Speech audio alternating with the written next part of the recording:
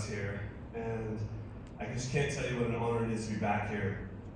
Not just because of how great PASIC is, what it does for the community, especially the community of drummers, but as cool as it is to see the Dave Weckels of the world, the Jason McGurrs of the world, Benny Greb, great triplets,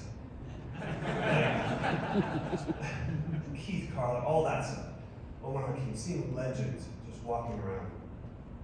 How cool is it to see a bunch of kids getting ready for a recital? That's what I mean. Give it up for them.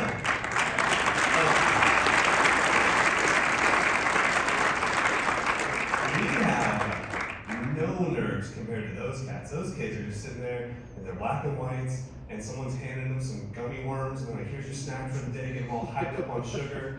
And the kid's just like, okay, I've got one triangle hit in Carmina Burana on measure 984. It's okay. 900, 981. And then he hits his triangle, or she hits her triangle, and it's like, yeah, man, that's what it's about. Every one of us at some point was probably there, getting ready for those things and being nervous for those things. So this week, I thought, when I saw the lineup and I saw which friends were on the festival, I was like, oh, it's gonna be so great to hang out with this cat and that cat.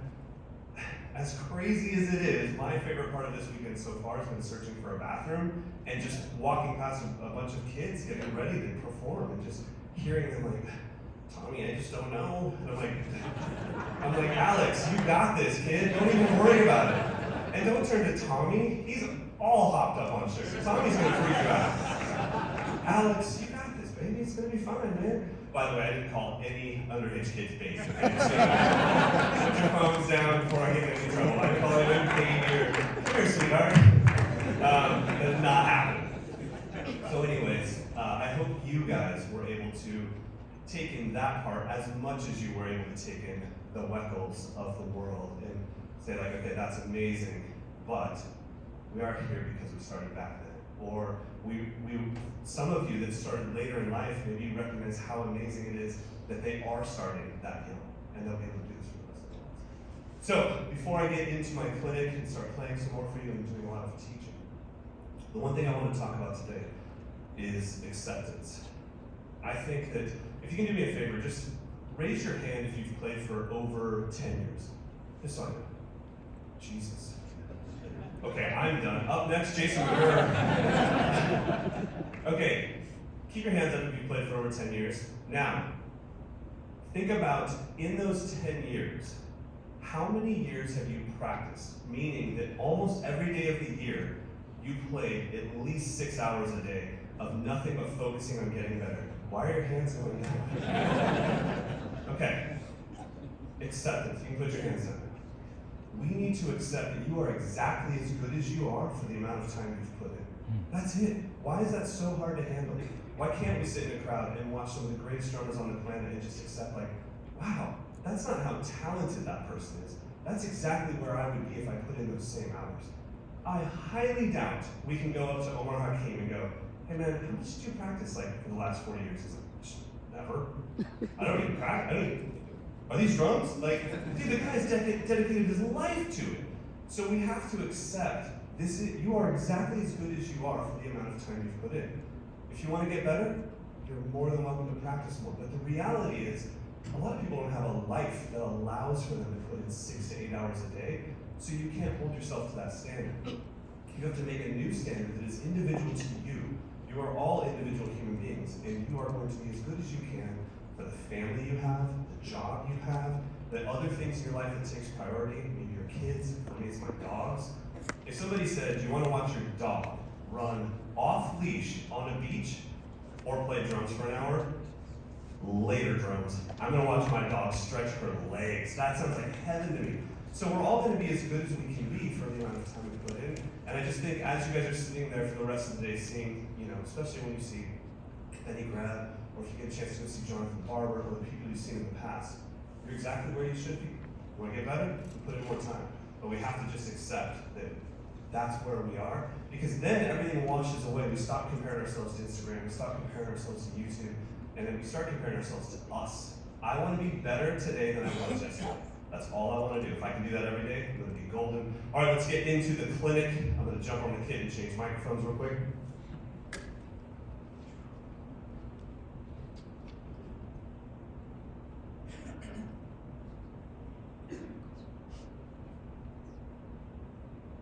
To those of you that kept your hand up that whole time, I look forward to attending one of your clinics. That'll be awesome. And I really mean that. It's not a joke. I love sitting in the crowd and knowing that I'm attending the clinic of someone that once sat in the crowd for one of my clinics. There's nothing better than sitting front row and being like, yeah, that's one of my students. Or that's somebody that attended one of my clinics 10 years ago, and now I'm watching them play. So I really hope I get the chance to do that for you guys. All right, today we're going to be talking about flow. So flow is one of those concepts that's very hard to teach. It's almost like groove. I'm sure if any of you took lessons growing up and asked your teachers, like, I just want to groove more. Your private teacher usually goes, yeah, we can totally work on that. Okay, so how do we work on it? Well, you just really groove. And I'm like, oh, so you don't know either, Tom. And Tom's like, no. Like, I mean, if you want to practice groove, you know. I'm like, what is this? What are you talking about? You know, like, I had dinner last night with Henry Cole, and he literally showed me what groove is without meaning to do it. He said, you know, when you do that, and he just did it, he went, and I was like, yeah, that's what groove is. It's like unexplainable. Well, I feel like flow can be kind of unexplainable too. I grew up playing jazz, but not the flowy kind of jazz. I grew up playing big band swing. That was my introduction to school music. I was in all the orchestras, all of that stuff. But my drum set time in school was big band swing. So that's charts, that's note for note ensemble figures, and reading the chart and trying to be as close as I can for the Golden Empire Jazz Festival and all that stuff. So even though I played swing music, I was playing popular music at the time. I was playing pop. Then I got into rock bands, and I recorded albums and played every song exactly the same every night on tour. So when it came time for somebody to say like flow, I would say, yeah. What do you mean by flow? Like the 7/8 section of Tom Sawyer? And they're like, no, that's not flow, that's just cool. Like, okay. So think about something like just the most random Casio keyboard pattern you can think of. Like Songo on a Casio keyboard sounds like this.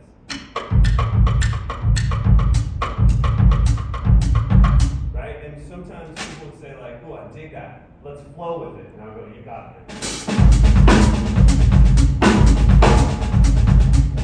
Alright, here comes the flow.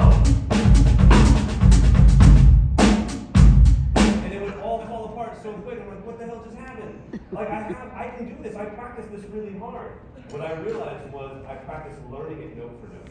And I worked on the dynamic control. And I worked on doing it as good as possible. But I never considered it to be an environment that needed to be explored.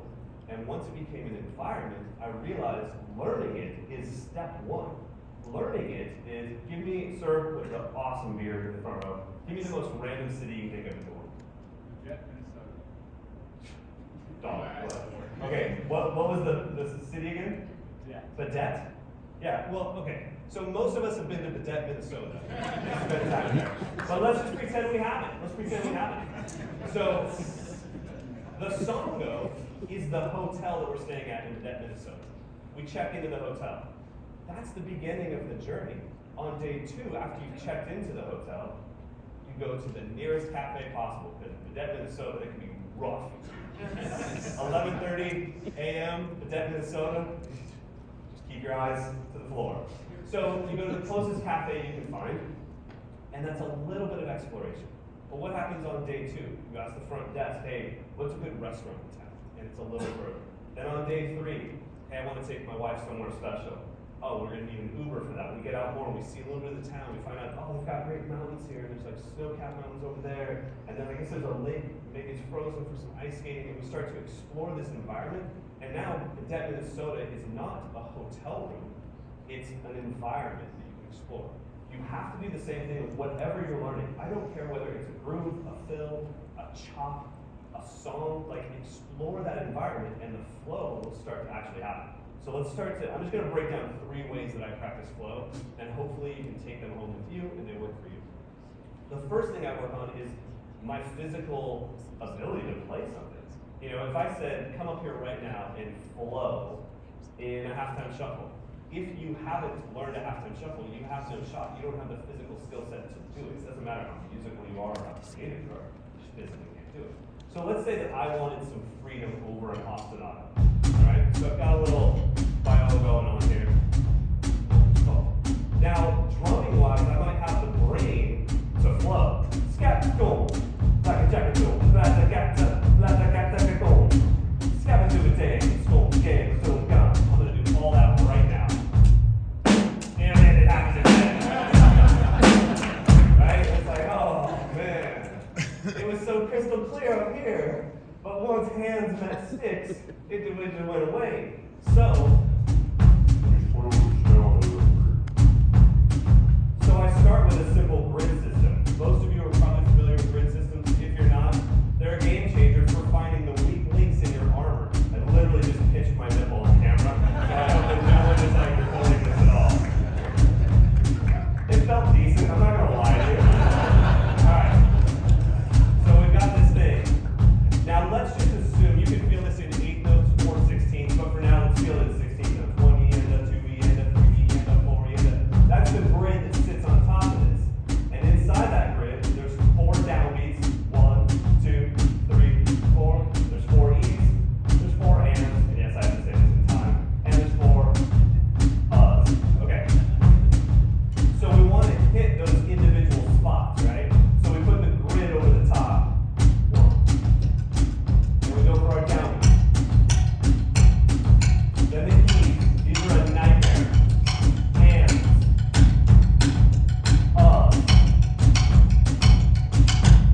That is the most simple form of putting a grid over something. If you said, well, why don't you hit the notes by themselves? Why don't you hit the notes by themselves out there a later date to see how easy that is? That sucks. When you're like, all right, I'll just do the E's. You know what I mean. It's like, you know. All right? So, back to this. We've got our grid. 1, 2, 3, 4. Ian, Ian, Ian, Ian, N. 1, up, up, up, up. Then maybe we make it like a 3-note or 3-voice ostinato. I'll put in a little rhyme pattern. Ding, ding, ding, ding, ding. And we can do it with the left hand.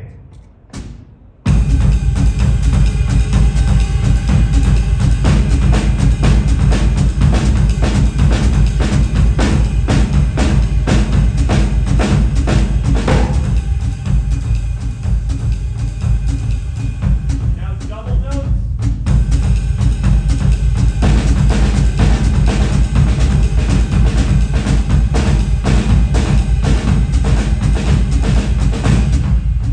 Triple notes. At this tempo, it's gonna suck. Whatever, we're here now.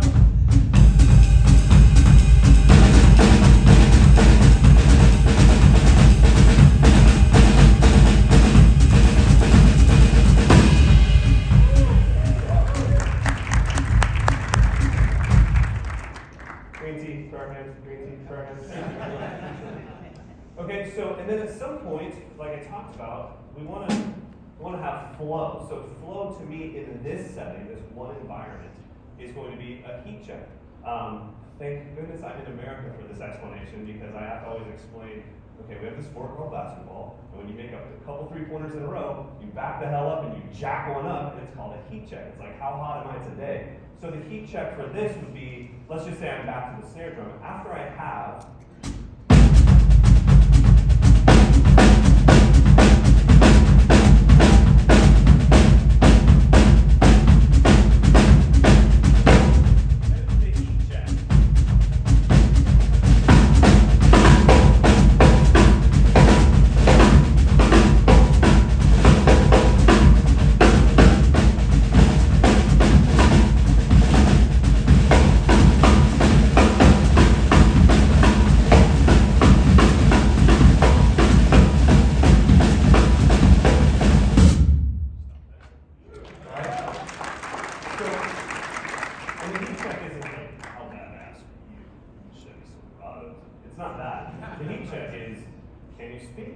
Are you done playing memorized exercises? I could write all of that stuff out for you in notation, and maybe you can memorize it. Well, that's not flowing. That's just you reciting.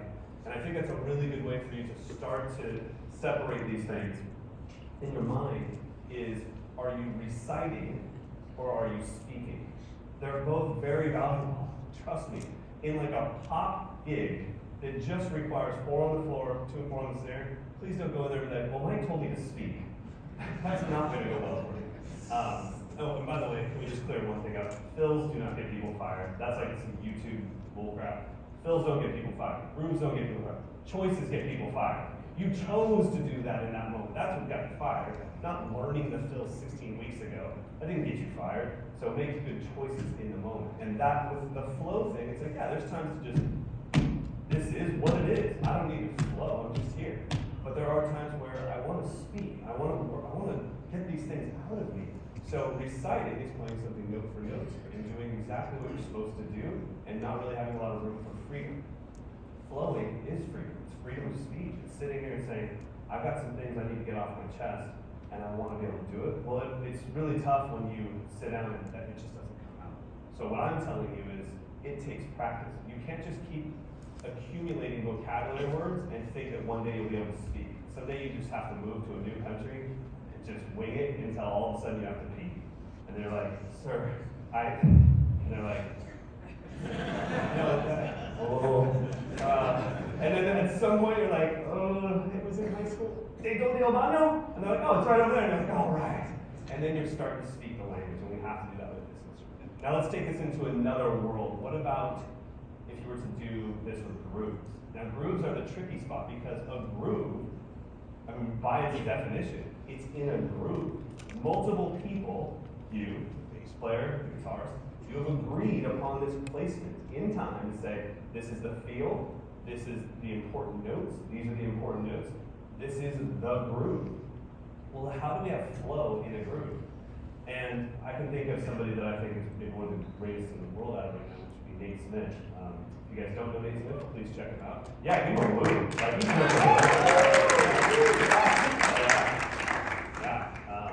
so, you know, when I watch Nate Smith play, he's literally playing a drum solo, but he's not. I'm like, he's got all the pocket in the world. Well, the reason why is because the flow is built around some non-negotiable notes. So let's start with some non-negotiable notes. Let's say I have a groove that a band wants me to play, and I'm gonna say it's a wedding band. So wedding bands, you got some freedom, right? Like, if cover bands are one thing, then there's tribute bands where you have no freedom. You gotta do exactly what the original artist did. But wedding band, people get loose, and it's like, all right, I'm gonna practice for the second and third set. I'm getting exhausted. All right? So let's say I'm in a wedding band situation. This is the groove I need to play.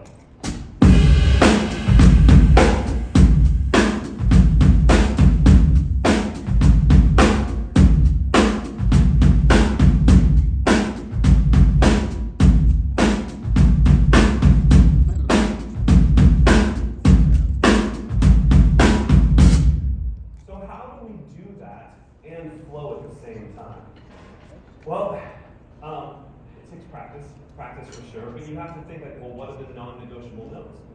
This,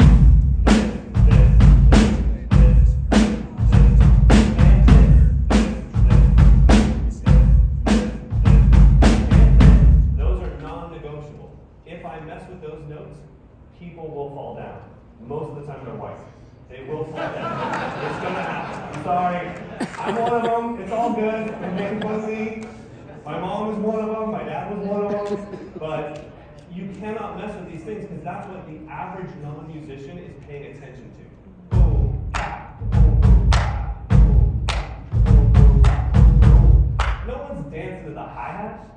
You ever see anybody while you're playing a Gadsden groove doing this? Nobody pays attention to the hi-hat. Like, you can do whatever you want over here. Have some fun. So I would start there. I would start building up my physical freedom. Quarter notes. Even this takes a lot of independence. How about upbeats? This is a nightmare.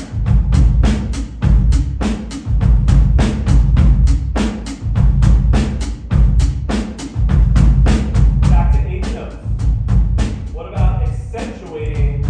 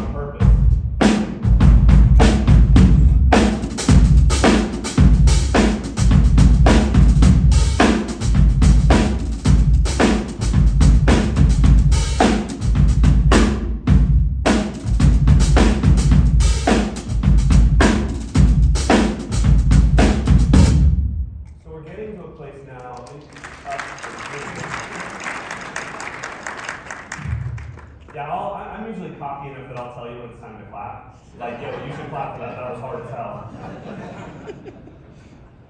So now we're getting to a place where we're starting to speak a little bit. And that's a really important thing. So think about, like, what else could we do? Well, we could add some ghost notes, and that wouldn't affect our primary notes, our non-negotiable notes. We could add maybe some dramatic stops. Like, you could just stop playing the hi-hat like I did once in there. You could add some pickup notes to the kick. So changing the kick pattern is illegal, but picking up into the primary note is not. If I had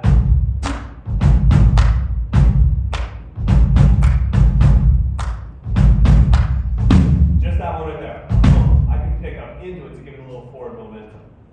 I could add some texture, some rolls, some drags. I just can't mess with the primary notes. Listen to it if I mess with the primary notes, how all of a sudden we fall out of the groove.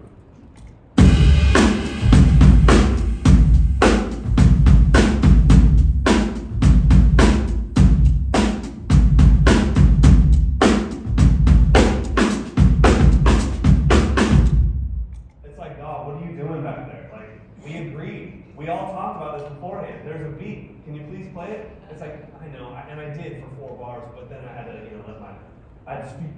I saw Clinic at PASIC. I'm not telling you to do that. I'm telling you, keep that groove together and then speak. So listen to the difference between reciting and speaking.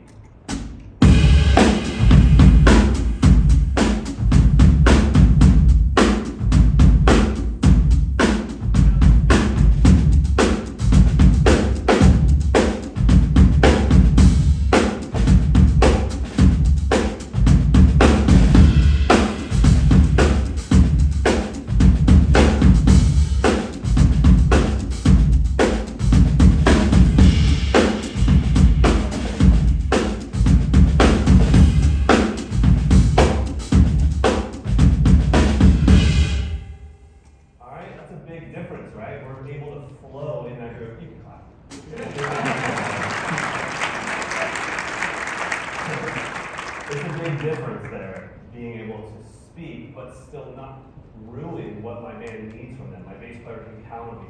I got you. I know which notes are non-negotiable, but I'm going to give it a little pizzazz. I'm not saying that's better. I'm saying it's an option that I want to have as a drummer. If the moment needs me to literally just play quarter notes on it, that's what the moment needs. Like I said, choices get you fired. But if they're like, dude, I love the groove, but can you spice it up a little bit? My problem was I used to just play a totally different groove that was harder. And they were like, wow, that's wrong. We want you to spice up the current groove. I'm like, yeah, no. But I got this new Animals as Leaders album at 6, so I learned the first track here. And it's happening now, no matter what you want, And they're like, well, it's a Christina Aguilera cover, so maybe back it off a little, Johnston. So that's what I want you guys to take with you. It's like, you should have that freedom to speak on the instrument, but at the same time, you want to hold those primary notes together, non-negotiable notes. All right. One other thing I want to talk about is how do we work on this in like a flowing situation of just improvisation. So I'm going to use triplets just to show you what no one showed me. Because as a rock drummer, even my jazz swing, it was a ding, ding, ding, ding, ding, ding, ding, ding, drum solo. Sure, come on. I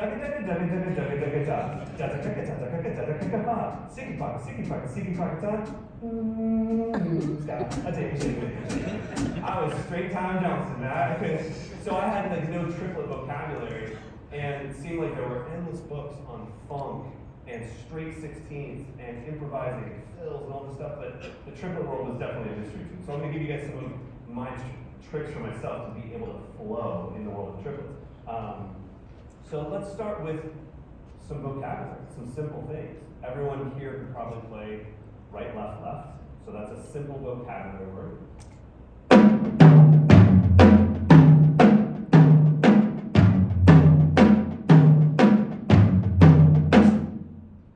right, and then we also have the opposite of that, right, right, left, popping the left so it gives us some upbeat accents.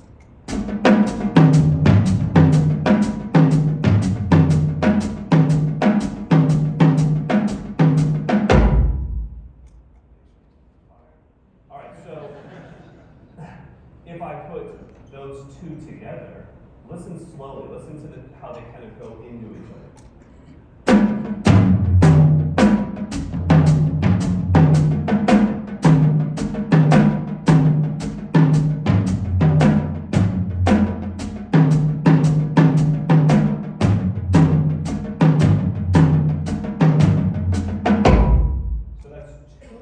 chunks of notes. Right, left, left, and right, right, left. Put them together, we've got a drum set 6-note roll. Just work on putting those together. Then find a linear version, right, left, kick.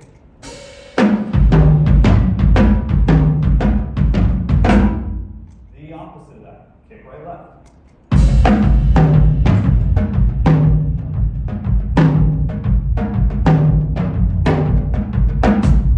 So right now, I've given you 4 little chunks of notes, 4 little vocabularies. Right, left, left, right, right, left, right, left, kick, kick, right, left. What are some other things in triplets we can do? How about a little paradiddle diddle? Those are always cute.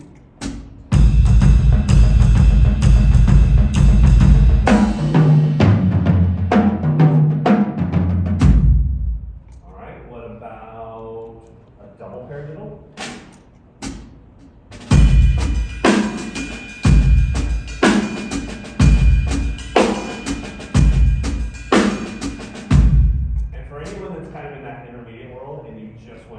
There's no way that's a double paradiddle.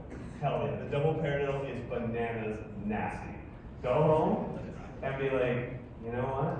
I was gonna watch Netflix, but instead I'm gonna watch the double paradiddle on my kid. Because you get into that thing. Yeah, I mean, honestly. And then you just do it like a sound check with your bandmates, and they're like, dog. You're like, oh, it's just yeah. That's one of those on that practice pad thing, man. Yeah. Anyways, I don't know why you would be high. So anyways, so now we've got a few threes. We've got 4 threes. We've got our paradiddle diddle, our double paradiddle. I'll give you some 9s that are like very personal to me. These are ones that I use all the time. I won't even spell it out for you, but it's 9 cuts long. 1, 2, 3, 4, 5,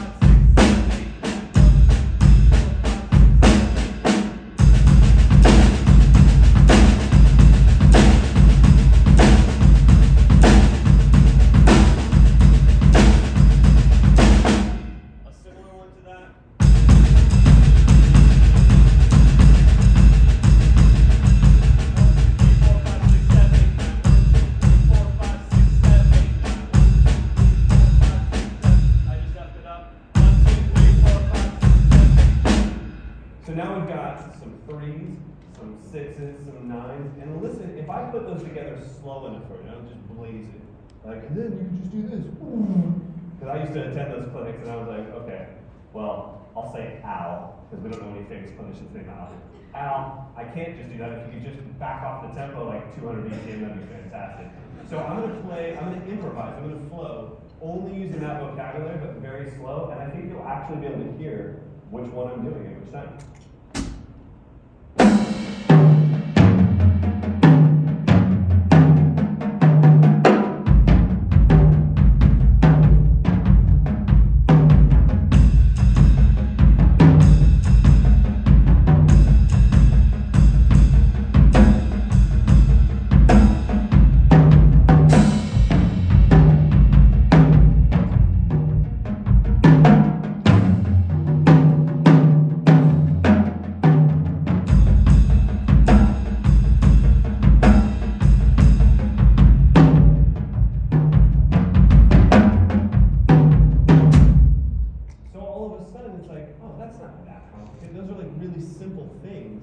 They're just all stitched together in a way where I'm speaking with that language.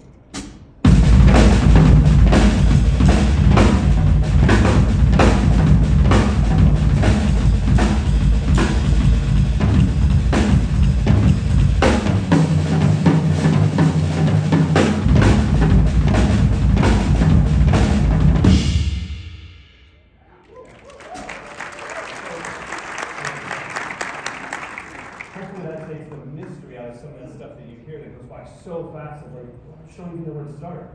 Well, once it's slowed down, it's generally very simple things.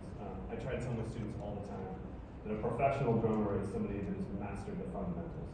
That's it. It's just somebody that takes the same things that you and I know, but they're just really good at doing it. And they care about them like a lot. You ever watch Steve Jordan play Gravity by John Mayer? The only difference between you and Steve is the face. But I mean, that face is because he cares that much about each one of those notes. And so it's like, I think care is the big separator. Like, there's just people that really care about the nuance. And being like, you know what? I think I'm gonna spend another year on double strokes at 70 BPM and see where I can go with them without going faster. And so it's really important. Real quick before I play my final song, do we have any questions? We'll take the beat. Thanks for playing today. Yeah. You do a fantastic job at breaking down playing and finding weak spots, and then coming up with ways to correct those weak areas. Have you been able to apply that same kind of mindset to your career? Do you have any advice on how individuals work they're improving beyond the kids? Yeah. You mean making this thing a career and growing that? Yeah. Yeah. So his question was, how do you find the weak spots in your career in general, and do I attack them the same way I do drumming? 100%. So I look for, the trends that are almost everlasting, not the moments, but like, what are good trends in drumming? Time, feel, care. Those are trends that are always there. Then when I see trends that are in the moment, I just think like, honestly, by the time I get on this, it'll have already passed me by, and I'll look like I'm chasing the world. So I don't do that. The other thing is, honestly, dude, everyone in this industry that's a professional drummer or a clinician, they can all play. Like, playing is just part of it. You better be able to play. And that, to me, when someone's great at drumming, I just like I said when we started this, I just look at it as a collection of hours. It's like somebody's bank account to me means nothing, but their hours on the instrument, that's value to me.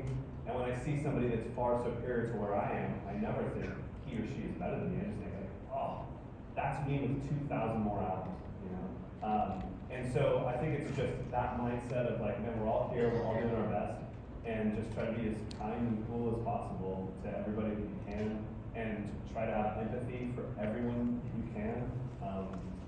I honestly, today I was just setting up, and all I thought about was like, what these volunteers backstage must have been thinking. Like, they're just sitting there watching Dave Weckl, Omar Hakim, Benny Grubb set up their kids, and I was like, dude, you guys want to play my kid? And they all just lit up. These kids were like 15, 16, and they just jumped on and started ripping, and they dented the shit out of the heck out of my head. Just kidding. If any of you are here, you didn't done them, I did it. And then when we set up the kid out here, that's when I saw this room. I purposely didn't attend any clinics this weekend because I just was like, it's gonna get in my head. This is a very hallowed room to me. This is the Super Bowl of education. I don't take this room lightly, so I didn't want to see until I was on stage. I didn't even look at you guys until the first track was done, and then I looked up and I was like, oh, cool, there's folks here. But I thought, as soon as I saw the room, I was like, oh man, I had them playing my kit backstage. They gotta be out here. And so bringing them out here, the only reason I'm telling you all of this is like, that's just the way to go about having a good career in art. In art, be as cool as you can, man, because it's art. Like, I don't want to win. I don't want somebody to hand me a trophy. Like, I want to do my thing. So I have quick time for one quick question, then I gotta get out of here. Yeah. I would literally ask you to read me a bedtime story because of the tone of your voice, but I didn't hear a single word. Wait till they die down. Give it a full shout. Who are your biggest influences? Oh, great question. Oh man.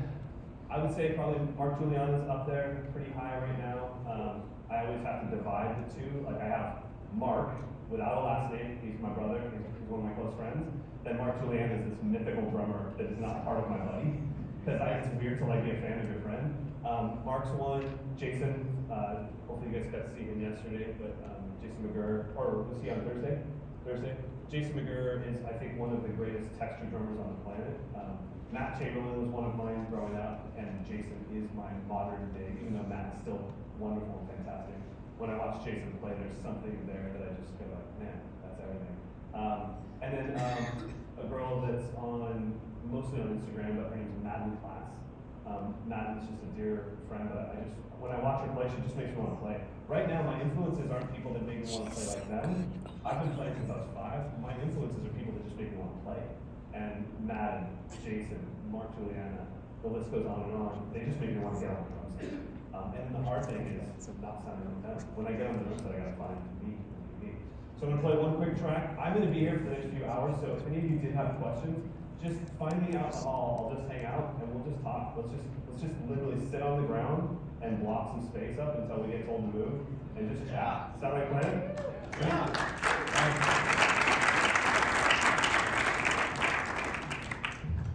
I'm just checking my phone for time because I told stagehand I'd be off at 49 minutes and 26 seconds, I think. So I'm going to make sure that I hit that mark. All right, see you guys in a little bit. This is a song from, oh, by the way, that first song that I played was by my teacher, Will Kennedy, and he wrote it specifically for me to do clinics on because he was like, man, I love your band, I love everything you do, but you don't have anything that allows you to play the way you play right now, and he wrote me a song, and that was that first track. So please give it up for Mr. Will Kennedy.